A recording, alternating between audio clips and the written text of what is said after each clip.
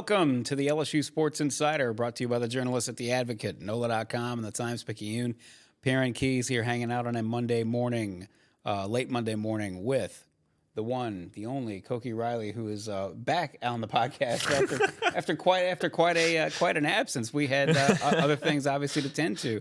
Women's basketball, gymnastics just won the national championship. We had a couple of spring practice reviews and previews and things of that nature here on the LSU Sports Insider. So here we are, coming all the way back around to baseball. You know, Skip Bertman, I'm sure you've heard this, Koki, having been on the beat now for a while, that Skip Bertman used to say that tax day was always the day that everybody in town sort of really turned all of their focus toward LSU baseball. And here we are. We're 1 week past tax day, and how about that? The LSU baseball team actually won an SEC series. Yeah. So things are looking up. What better time to catch up with the LSU baseball program as they try to dig themselves out of a hole and see if they can't sneak into the NCAA tournament. They got a lot of work to do. And we will get into it. Here. How's life? Good. Yeah. Has it been a month? I'm thinking it's probably been at least a month. Yeah. Yeah, because then March Madness ramped up, and we would have been all women's basketball all the time, almost close to it. So yeah, and then last week was gymnastics, obviously. Gymnastics took center stage, quite literally took center stage, and took the top of the podium. So it's been as it always is. It's been an eventful spring on the LSU campus. There's always something going on. Life's good. Yeah, life's good. Good, great. Well, look, we will get into whether life's good or not right out at Alec Box Stadium these days. Hopefully looking up. But first, of course, a bit of business.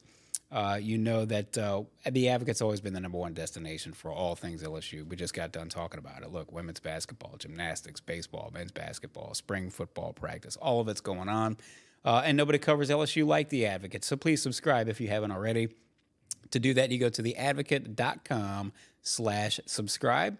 And again, as we say, listen, if you would subscribe to the Advocate's LSU newsletter, you would have gotten an alert a little after 5 o'clock last Saturday, notifying you if you were out and about that LSU's gymnastics team had indeed won the national championship. So you can get all the headlines delivered straight to your inbox. That way you can keep your arms around everything that's going on the LSU campus per usual. So sign up for the LSU newsletter. Go to theadvocate.com/LSU newsletter. We are here every Monday and Thursday on the LSU Sports Insider. We're on all our social channels live, specifically the YouTube channel LSU Tigers on NOLA.com. So if you search for LSU Tigers on NOLA.com on YouTube, you should be able to find it. You can subscribe. And that way you'll catch all our episodes live. And if you don't catch them live, you can catch them after the fact on that same YouTube channel. So please check that out. And if you get your podcasts in a more traditional form, you can get them on Apple Podcasts, Spotify, wherever other finer podcasts are found. Just search for LSU Sports Insider. So with that, let's get into it. We'll since it has been a while, Koki, since you've been on the program, I thought we'd start with just sort of the 30,000-foot view. I think most people who are tuning in know that LSU, this has not been a vintage season, certainly not what we expected in terms of the possibility of repeating or at least getting back to the World Series and or the Super Regionals. LSU's 26-16 overall. But the real story, obviously, is 5-13 in the SEC. It took them, they had not, I think it's been well documented, they lost their first 5 SEC series. That's something that had not been done since 1977. And they took 2 out of 3 in Columbia, Missouri this past weekend to move to 5-13 in the SEC. Their RPI rating is fine, but we know that at least in past years, previous few years, that the NCAA selection committee has placed less emphasis on RPI and more emphasis, especially if you're in a power conference, what you've done in conference play. So they've got a long, long way to go. 14 games left overall. They really, I'll put this to you, Koki, but in my estimation, the absolute worst they can do and still have a chance to make it in my opinion, would be 13-17. But even then, you'd probably have to do quite a bit of work in the SEC tournament. And Hoover, more likely 14-16 is what gets you close to that edge. So let's just get into it. Where do these guys stand? And they've got a long, long way to go obviously some good signs in Columbia, but again, they got quite a bit of work to do. Yeah, absolutely. It all starts with this upcoming weekend against Auburn, a series they absolutely have to win. Auburn is behind them, and they're the only team, I believe, in the conference who has a worse conference record than they do. Right. So they have to win this weekend series, bottom line. And if they do that, then they face the number one team in the country next week in Texas A&M. They probably need to take a game from Texas A&M. They probably can't get swept. And then the next two series would kind of determine everything if those two things happen. If they win, 2 or 3 games this weekend, at least 2, hopefully 3 for their sake, and then one the weekend after. It's at Alabama, and you kind of have to win that series. Yep. Alabama's a tournament team; they're a pretty solid team. And that would just be a huge, resume booster and would get that record up closer to 13 wins in conference play, which is kind of where you want it to be. And then they face Ole Miss to finish out the season. And Ole Miss is another team that's sort of hanging around, like kind of near the bubble at the moment. Even though they haven't been very particularly impressive this season. I think LSU is the more talented team, but that's still not a guaranteed series win, even if it is at home. So, that's going to be a huge series for them as well. So the Alabama and Ole Miss series are really going to determine a lot if the next 2 weekends go as we think it's going to go. Even though that really hasn't been the case, not just with LSU, but with around college baseball this season. True. Expect the unexpected, right? So very much so. Maybe we should have expected some of this, and we'll get into this in a moment. But of course, Ole Miss won the national championship, then missed out on the tournament the next year. Mississippi State won the national championship, missed out on the tournament next year. It's something that we didn't see coming, and it's perplexing and puzzling and all those types of things because obviously, if you're an SEC baseball program, you have a tremendous advantage over most of the rest of the field, most of the rest of Division I. I would actually make the argument, never say never, and it's not to say that maybe you don't stun the world and take 2 out of 3 in College Station, but in all likelihood, because of the position that they've put themselves in or that they find themselves in, I would argue that if you don't sweep Auburn, you're gonna be real close. You're gonna be up against the wall. You have to go, if you're LSU, you have to go 8-4 just to get to 13-17. And so, staring down the barrel of Texas A&M and then Alabama on the road, those are a couple of pretty tall orders and would serve you just as well to be able to get 3 wins under your belt. But listen, nothing is guaranteed as we've seen this season. So we will see how that goes. We did not expect that Missouri was going to be a good team. They haven't been a good team for much of this season. Would have been great to sweep those guys, but you get 2 out of 3 instead. Bottom line is that you can't count on wins no matter where you're looking up and down this schedule. So, let's talk about where they go from here. We'll start off with, obviously, the weekend rotation has been mixed and matched and shuffled around and played with for much of this conference season. And so we're looking at the very least, we assume that Gage Jump, Luke Holman, those are going to be sort of the 2. We understand they're going to be somewhere in the rotation.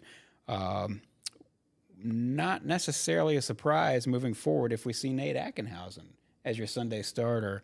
Not great numbers on the season, 2-4, 6.14 ERA, but he did pitch 4 innings against Missouri, and that enabled Griffin Herring, who we'll talk about later, to go ahead and go in and close it out. So where do they stand in terms of starting rotation and what they thought they were going to have versus what they've got now, and what's the best move going forward? Yeah, obviously it hasn't been perfect and probably hasn't been quite up to the level that we thought it was going to be, but I don't think it's necessarily been the downfall of this team. Right. I think there's lots to go around. Exactly, yeah. I think the starting pitching has more or less kept them in most of these games, if not, I'd say the vast majority of these games, to be honest. They have one of the better starting pitching weekend ERAs in SEC play, actually. I think they're at least in the top 5. They might be in the top 4 in the conference in that statistic. So, I mean, Luke Holman, his ERA is a little worse than it was in conference play than it was last year. But again, there's still some time to go. He's just coming off a bad start. He's at like a 4.9 right now in conference play. He was at a 4.6 last season. So he's not even then. He's not like terribly off that mark. And again, that's after what was a pretty probably his poorest start maybe the entire season against Missouri. But on the flip side of that, like, Gage Jump coming off his best start of the year against Missouri. Was absolutely money. Exactly. Not only because he pitched 7 innings, and that was correct. Was it 7 innings in a Yeah, it was a 7 run rule innings, game? 14 strikeouts in a run rule game, a complete game that really saved their bullpen. That's why that was so clutch, is because you didn't have to burn up a Griffin Herring or whoever else to make sure that you nailed down that win. Exactly. And they could save Griffin Herring for Sunday, as you mentioned, and they could ask Luke Holman and Nate Ackenhausen to go at least 4 innings, and they could still patch the rest together with the bullpen. And the offense still nearly won them the game on Saturday with 5 runs in the last 2 innings. Mm-hmm. But at the same point, like, that was really more of a kind of a Luke Holman game, and that, like, if he gives you 6 solid innings, you win that game. With the way the offense played in the second half of that game. So. But I guess that's kind of beside the point with this question about the starting pitchers. So I mentioned Jump. We mentioned Holman. And then with Nate Ackenhausen, the last 2 weekends he's thrown 4 innings.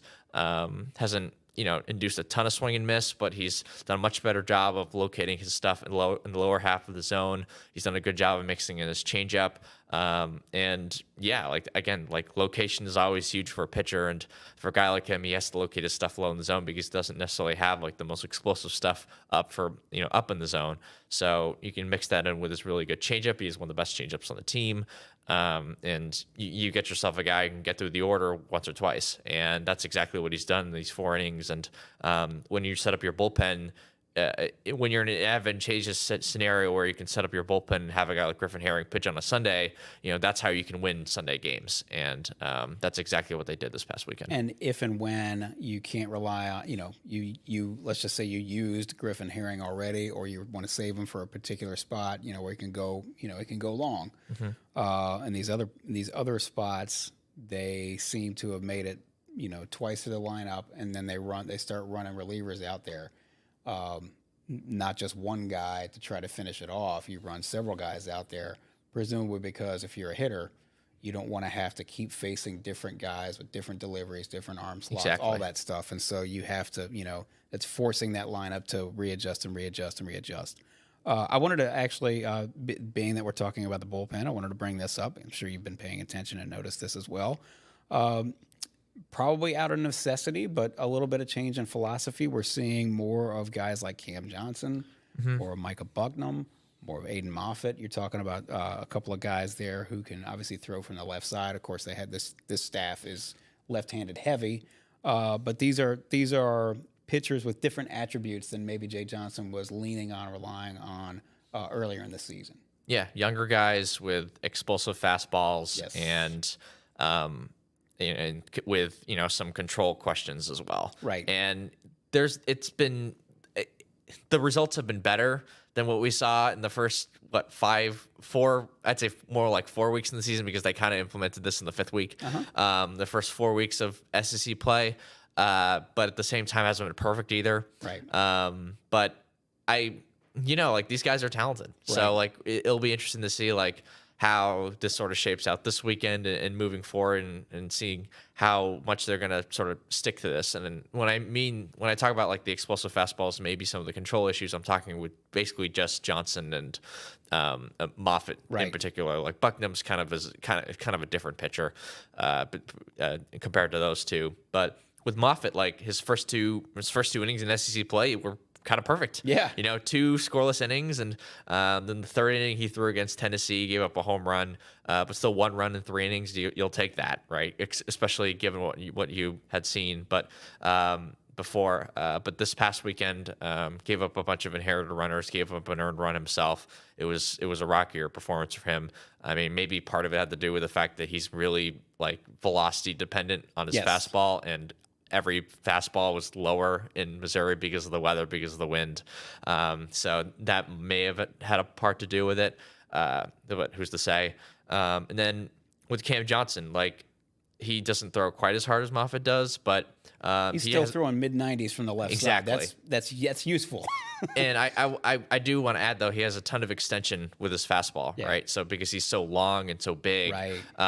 The ball's like it comes off. It literally comes off his hand that much closer to the plate. Exactly. There's that, and it just looks, and optically, it's kind of an optical illusion too, where it looks like it's coming faster than it actually is too. So there's a reason why he had one of the best fastballs in the MLB draft this past year, and for this season, it's been all about control, and it's very slowly but surely it's gotten better after that disastrous first outing he had, where he had I think it was 6 walks in an inning plus, and really ever since then it's been just get a little bit better and a little bit better and a little bit better, to where now he's pitching in a prominent role on weekends, which is exactly where you wanted him to be at the start of the season. A little Nuke LaLoosh-esque, where you've sort of got a project under him. He's got all the talent in the world, right? Yeah. But you're right. I mean, Jay Johnson, listen, this was one of the top recruits in the nation.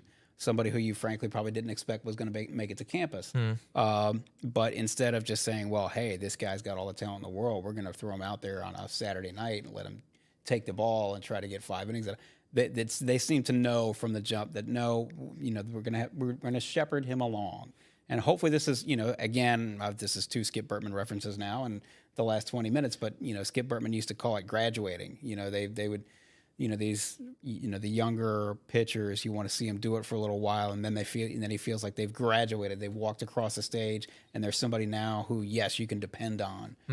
Don't know if Cam Johnson is there just yet, but this looks like, for all the things that have not gone the way you would have expected them to go this season, this may be one of these few things that, okay, this is coming along maybe a little bit more slowly than you thought or had hoped for, but it looks like it's still coming along. And Moffett's kind of this guy. Yeah, and I think Moffett's kind of a similar case, but extended out another whole season. Exactly. Because he technically didn't redshirt last year because he pitched in 1 inning. He walked, I want to say, 3 or 4 batters, didn't get an out, and then he came out of the game. Like, that was it. And it was a non-conference game during the middle of a blowout. Right. And that was his 2023. And then this season, though, we got to see him in non-conference games. He was pitching very well in non-conference games pretty consistently. You saw some of the control issues still pop up here and there, but for the most part, I think he only gave up like 1 or 2 runs against non-conference competition. Seemed like he could be a guy that they could go to in conference play if things really went wrong for them. And then things did end up going really wrong for them out of the bullpen. So now they're going to him, and I already mentioned his performances so far, but he doesn't have quite the extension that Cam Johnson has from the right side, but he can throw up to 99 miles an hour. So you have that, and he's kind of working on a little bit of a changeup to maybe turn him into a starter for next season. And then his slider that's a pitch that seems like he's improved this year in comparison to last. Not just in terms of location, but also in terms of just shape and movement. So with Johnson and Moffett, I think for the most part, you should look at sort of their development and their improvement throughout the season, and with Moffett, including last season, as positives for this team heading into the final stretch of play. Micah Bucknam, you mentioned it's a different style of pitcher. He's not the fireballer. But he's frankly, and I don't mean this in a mean-spirited way, but he's frankly somebody who I did not expect that LSU would be trying to depend on really even a little bit. Just tell us a little bit about what makes him, what has made him turn into a potentially useful reliever out of the pen. Yeah, absolutely. The interesting thing with Micah Bucknam is that when you just look at his resume, you're seeing a guy like, okay, he should probably help them out this season, because he was drafted out of high school. He's from Canada, which obviously my kind of guy, near and dear to your heart. He's from Canada, and he was actually drafted in the much later rounds in the MLB draft, and he went to the Cape League this past summer. Not all the young guys get that treatment. That's right. Like Aiden Moffett was in the Northwoods League, which is also a very good league, but the Cape League is where they sent Brady Neal. It's where they sent Paxton Kling. He was actually teammates with those guys at Yarmouth with the YD Red Sox, and he didn't pitch a ton last season, but he actually did get, I think, an inning or 2 in conference play. He has not the most explosive fastball as we've sort of talked about, but pretty compact delivery, pretty good slider. And then this season, he's added a sinker. And the reason why the sinker has been kind of big for him, at least the last time he spoke with us in the media, was because it's another pitch that, instead of the fastball, his fastball it goes inside the left-handers and breaks outside. Yeah, breaks outside but the sinker would breaks the other way. So it's two different pitches that can break either way, but the sinker also has similar velocities to the fastball. So you're not sort of losing that velocity, and you have two pitches that break in different ways to get different guys out at both sides of the plate. And he sort of was playing around with grips, and Terry Rooney, who is kind of more of their recruiting guru, I'd say, but he has a ton of experience as a pitching coach, was LSU's pitching coach back when Paul Maneri was the coach here, and I think it was 2006, 2007, 2008 range. He sort of taught him this grip, and he kind of honed it over after a week or so, and then started throwing it a little bit, and it became sort of an effective pitch for him. That and just improved control, as we talked about with a lot of these guys, has sort of seen him elevate into more of a weekend role. And the results haven't been quite as good as it's been with Moffett and Johnson, but at the same time, he's not walking a ton of guys. He's not giving up a ton of hits. It's been mostly, a home run here or a home run there. So he's a guy that just at least keep an eye out for as we head into the, this final stretch of the season. This is the LSU Sports Insider, brought to you by the journalists at theadvocate.com, the Advocate, NOLA.com, and the Times-Picayune, and theadvocate.com. You know where to find all our writers' great work. That is at theadvocate.com and NOLA.com. Again, we cover LSU, all LSU sports like no other. So please subscribe to The Advocate and to NOLA.com if you have not already, whether that's in print or digital. You go to theadvocate.com/subscribe. And again, as we always say, there's always a ton going on at LSU, seemingly sometimes semi-controversial. There's nothing semi-controversial about baseball season, thankfully, other than the fact that they're not doing as well as obviously all the fans in Alec Box would hope. Nonetheless, get everything delivered straight to your inbox with the LSU newsletter. You get all the headlines sent there. You don't have to go looking all over for them. And so you can sign up at theadvocate.com/LSU newsletter. We are here on the LSU Sports Insider on Mondays and Thursdays on all our social channels, specifically the YouTube channel, LSU Tigers on NOLA.com. Just search for that on YouTube. You should be able to find it, should be able to subscribe. You can catch us live then on Mondays and Thursdays. And if you don't catch us live, you can catch us anytime after the fact on all those same social channels and the YouTube channel. If you don't like it, if you don't like your podcast that way, you can get it one of the more traditional ways, which is, of course, on Apple Podcasts, Spotify, wherever other finer podcasts are found. Just search for the LSU Sports Insider. So let's talk a little bit about some position players. Well, one position player, and then, of course, Griffin Herring, who we've mentioned a couple times. Two players who are coming on, who, there have been several bright spots on this team, despite all the disappointments. One of them, maybe the biggest bright spot, the most encouraging thing, especially for going forward, not only the rest of the season, but for a year or two to come after that, is Ashton Larson. He's started 16 games now, hitting .344, and he's pretty solid defensively out there in the outfield. So tell us a little bit about him and what's made him so really kind of clutch that he came along when he did. Yeah, I mean, Ashton Larson, he's just a really good worker, pretty mature kid. Puts his head down and just gets to work in a way. I'm having trouble sort of describing exactly what makes it click in terms of that. But at the same time, he's a guy who has a really sweet left-handed swing, gets to a lot of power because he uses lower half really well. He's not a very big kid, but when he gets a hold of a ball, you can really get a hold of a ball. And combined with that with some pretty solid defense in the corners, he's a guy who's been one of their better hitters for the entire season. Right. I guess just to drill down a little bit more, why it was so nice and useful for him to come along when he did. And again, no harm intended when I say this, but matter of fact, Mac Bingham just is not hitting the same way he was last year at Arizona. Paxton Kling not hitting the same way, not hitting the way we all thought he would as basically an All-American coming out of Pennsylvania. These guys were two guys who you really thought you were going to count on. For whatever reason, that's just not happening for him this year. And now along comes this guy, off the bench to really sort of solidify one of those positions. Absolutely. And I'd probably put Josh Pearson in that group as well. Yeah. Josh Pearson really hasn't taken much of a step forward from last season.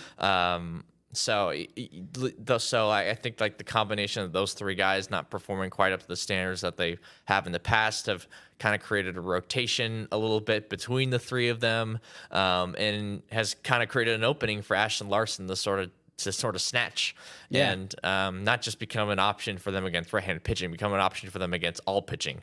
And that sort of happened around, the Arkansas Vanderbilt series, where all of a sudden Ashton Larson's playing every day, no matter who's pitching. And he's continued to perform despite that. So, he's just a really solid hitter. And he's really, really good tools. He's a good athlete. I mean, he's a guy who we thought had the potential of getting selected in the MLB draft and, Sure. and going off to school, not the school, going off to professional ball. So, I mean, they're really thankful to have him because, again, he's been arguably the best hitter in conference play for them. Even if the sample size is much smaller than a guy like Tommy White, obviously. Certainly.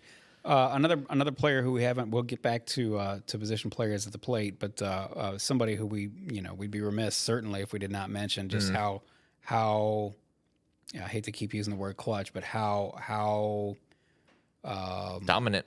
Well, dominant certainly. Just how useful has it been for LSU to have Griffin Herring, who at this point is certainly the most dependable pitcher you can count on coming out of the bullpen. Really, for a time there was their only dependable pitcher coming out of the bullpen.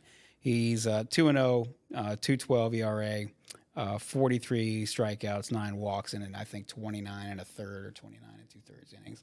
He's just been clutch for him. What else can you say? And the thing is like he has the weird thing where his SEC numbers are even better. Yeah, like they're way better. I think he has a sub-1. I'm positive he has a sub-1 ERA in roughly 20-ish innings in conference play, and that's unheard of.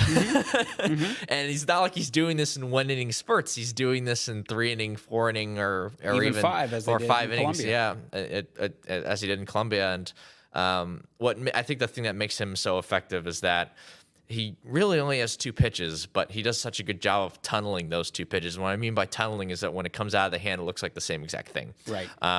And it's something that kind of has been his calling card even back in high school. And I kind of did a deep dive story on this, how this has kind of always been the case with him when he's really on. And when he's really on, it's, the fastball and the slider coming out of the hand look exactly the same. And that really helps him, not just get lefties out, but get righties out as well. And he's also not afraid to sort of back foot those 2 pitches, the right-handed hitters. So, coming inside on those 2 pitches, going and those balls sort of landing toward the back foot of the right-handed hitter, the opposite-sided hitter, obviously, opposite-handed hitter. And by doing that and keeping those pitches low in the zone, it's just keeping the hitters guessing. Right. And those sliders, you can sometimes they kind of come out as 2 different sorts of sliders. One's a little bit more loopy. One's a little bit more of like a changeup, and it's just dropping down.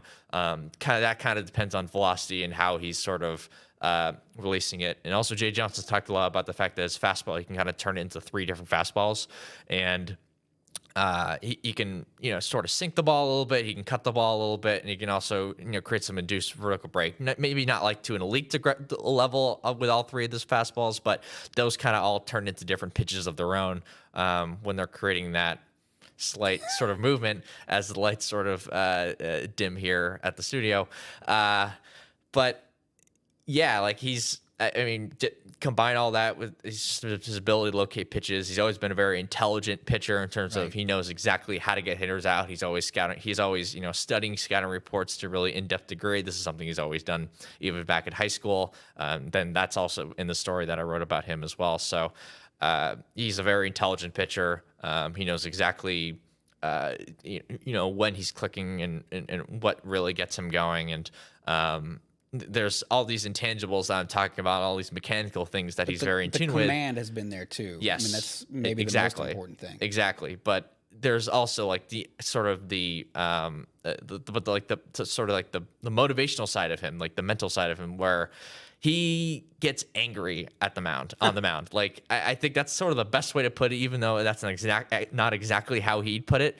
But there's definitely sort of a how do I put this in the most PG fashion? No, that mental edge, like, hey, this is a old fashioned duel, and I'm going to be the one to cut your throat out. Yeah, exactly. A little vicious to say. Yeah. Yes, there's a ruthlessness to the way he throws when he's really on, and sometimes it takes a couple batters and a couple hits here and there for him to get to that point, and that's the thing that he's admitted that he's trying to work on. And so the thing to get to Griffin Herring, you kind of have to get him early on in his outing, and when he's given up the few hits that he has in conference play or otherwise, it's been within the first few batters, like the single he gave up against Tennessee, for example. Some of the hits he gave up against Vanderbilt, like again, that was early in the outing, and then and then he got a couple of batters in, he sort of got that anger, that sort of drive into him, that ruthlessness, and all of a sudden he's unhittable.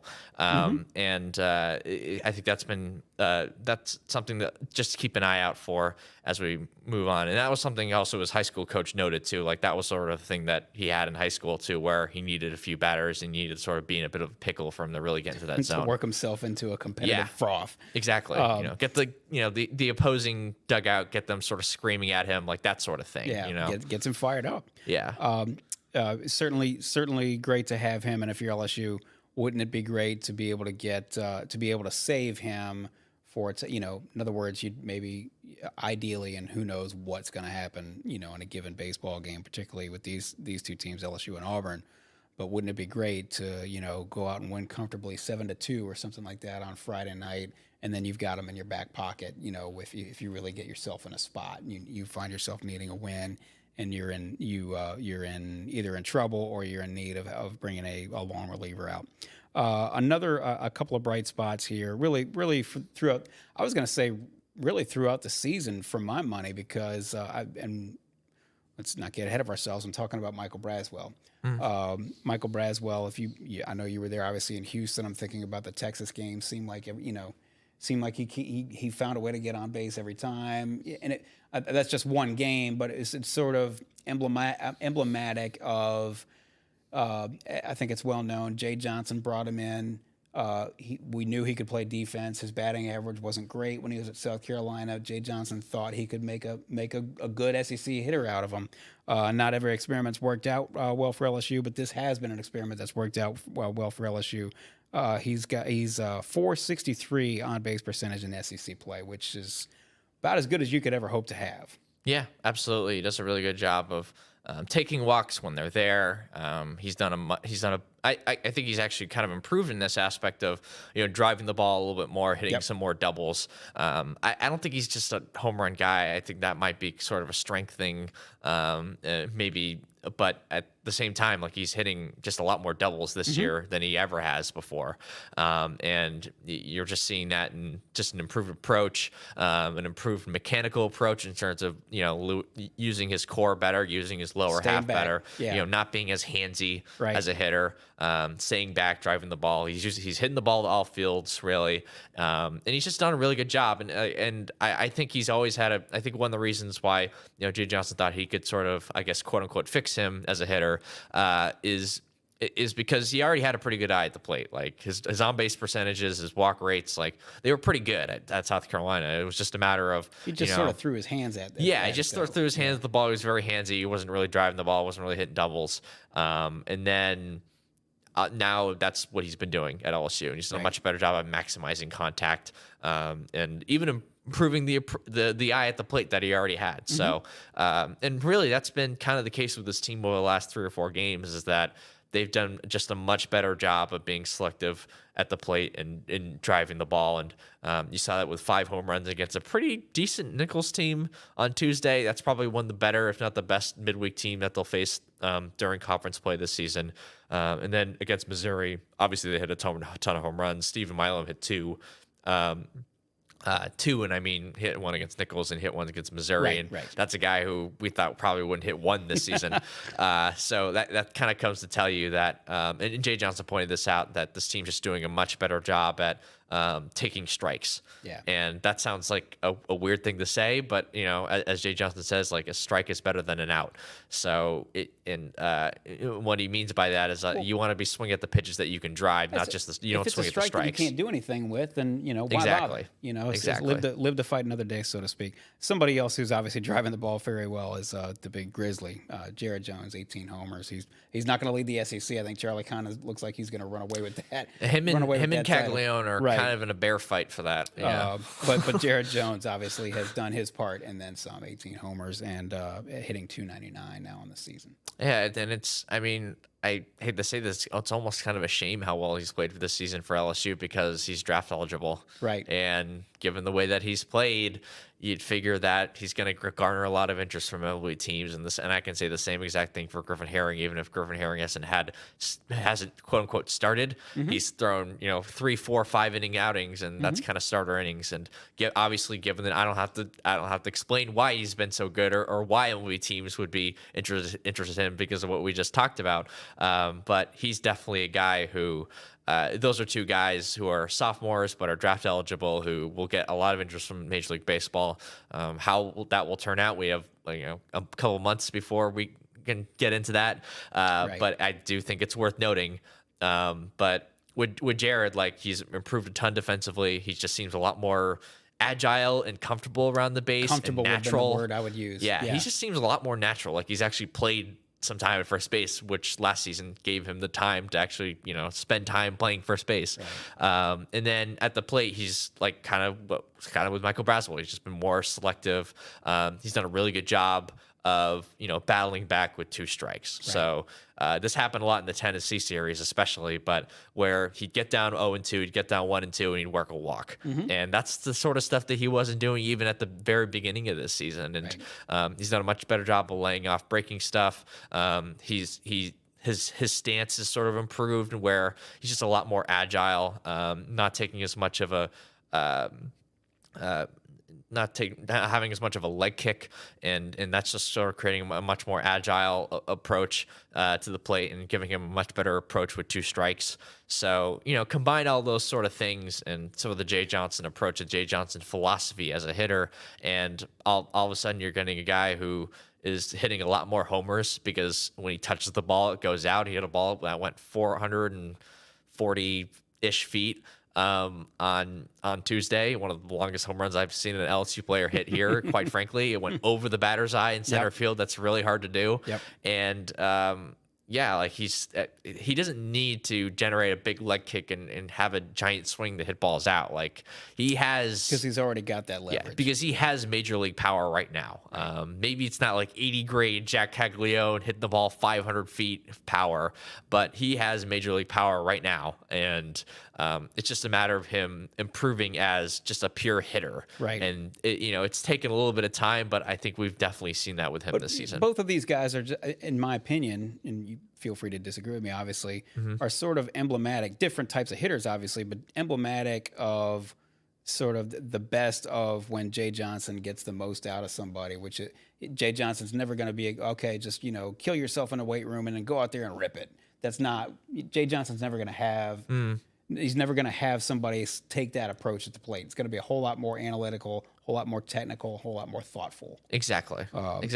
Yeah. So, that's a great way to put it. And the thing he's talked about a lot this season is how this year, this roster is almost kind of backwards where they have a lot of power, but they need to work on the thing they need to work on is being a pure hitter and being a hitter and being a good hitter. And usually with teams in the past, he would have, good hitters that he'd need to physically train into getting more power and turning some of those singles into doubles and doubles into homers. And and this team's kind of the opposite, because I think maybe the ultimate strength of this team outside of just Griffin Herring being that dominant is their power. This team hits a lot of home runs, and that's a good thing. And the fact that driving the ball and hitting it out and scoring quick runs is a good thing. Even if they're only, for the most part, they've only been solo home runs, that's not great. But I don't think that's anything to do with necessarily I don't think it's a bad thing that they're doing that. You Sure. know? So, well, it's two things too. We know that that LSU has struggled all year in terms of leaving guys on. I actually meant to look this up in terms of where they stand in the SEC. Runners left on base, and particularly those in scoring position. I did not, but listen, we all know this. It's going to start warming up. It means the ball's going to start traveling farther.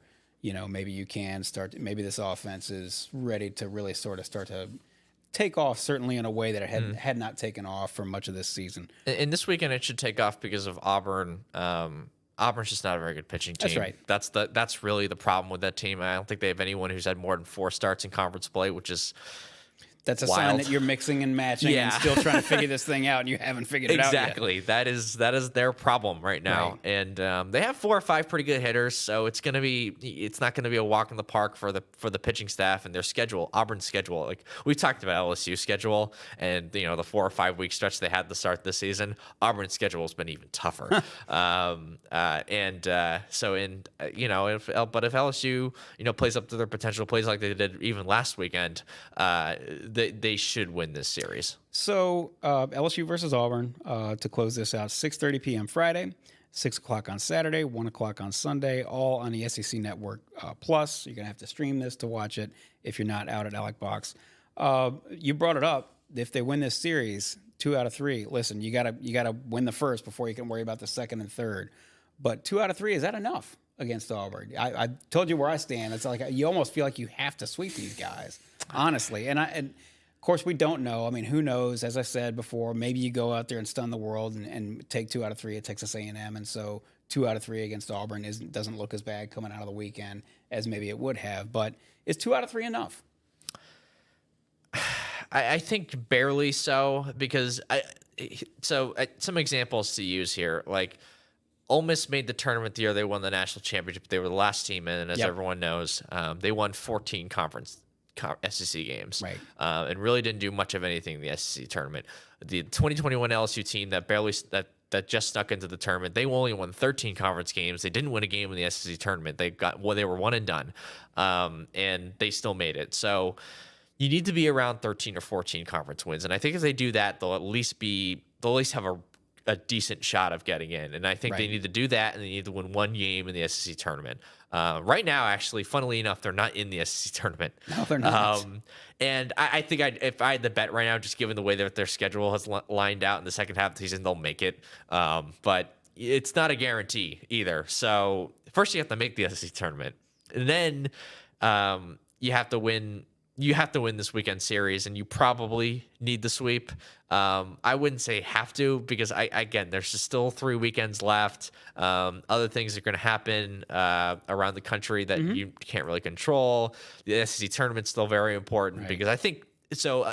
I'll put it this way though. I think winning a game in the SEC tournament is going to be more important than sweeping this weekend. And I think the Alabama series is going to be more important than whatever happens this weekend. That makes sense. Just given where everything stands at the moment. So, and the reason why I mentioned the SEC tournament, why that's so important, is because if you lose one and done that early in the weekend on Tuesday or Wednesday, you're forgotten. You're forgotten, and your fate is no longer in your hands. Correct. That's the problem with that, and you're just leaving things up to chance and hoping there aren't too many bid stealers. Well, I was going to say, hoping there's not any bid thieves, from the West Coast Conference or something. Some 500 team in the West Coast Conference that finished 6th. All of a sudden, they win their tournament. Yeah, well, they're an automatic qualifier. Or like a Tulane last year that went 19-40, but they won their conference tournament. Exactly.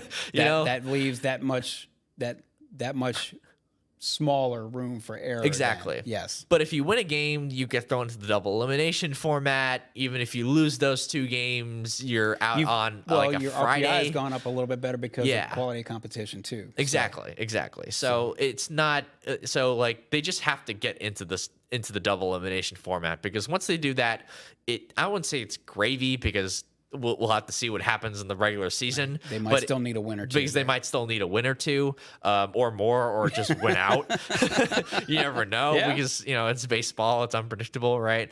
But I think winning a game in the SEC tournament, I think almost no matter what, unless they like sweep A&M, unless they win, 6 straight, right? Then all of a sudden they're a tournament team again, right? Before they even get to the Bama series. But again, that's a crazy one, like it's a tall order right there. Like a 1 percentile outcome, right? 99th percentile outcome. So like, yeah, that's pretty much the breakdown, I'd say. I mean, but if they lose this weekend series, then then it's kind of getting. Then you have to win the A&M series, maybe even sweep it, and then it gets really dark for them in a hurry. If you lose that series, I'm gonna do some math right quick. Well, I better not because I'm gonna get myself in trouble. But if you lose that series, you're talking about having to go better.